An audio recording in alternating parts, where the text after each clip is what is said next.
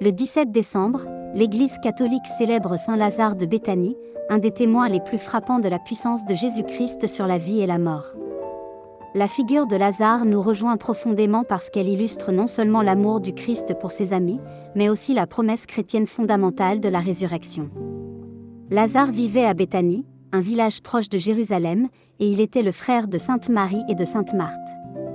Les évangiles nous racontent que Lazare était gravement malade, une maladie qui allait conduire à sa mort.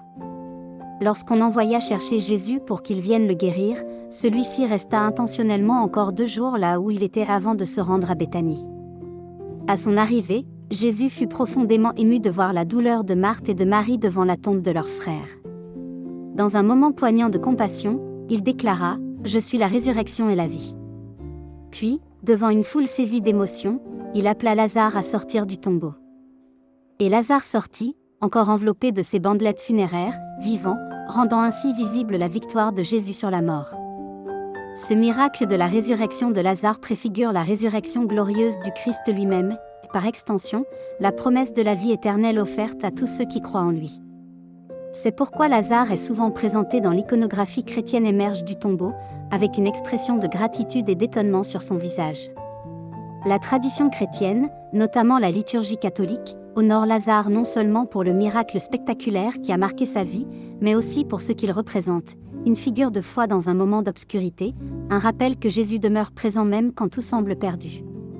Ainsi, à travers Lazare, nous sommes invités à réfléchir sur notre propre confiance dans le Christ face aux épreuves de la vie.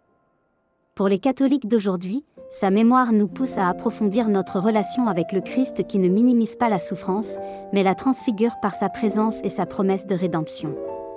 Comme Marthe l'a dit à Jésus, « Seigneur, si tu avais été ici, mon frère ne serait pas mort », nous aussi pouvons confier nos peurs, nos incertitudes et nos espoirs à celui qui est la vie. Saint Lazare incarne cette confiance profonde. Sa vie après le miracle, bien que les détails ne soient pas abondants dans les Écritures, est célébrée dans la tradition chrétienne comme un témoignage vivant de la transformation que Jésus opère en ce qu'il touche. En ce 17 décembre, que son exemple nous inspire à vivre avec espérance et à témoigner de la foi catholique dans nos familles, nos communautés et nos cœurs.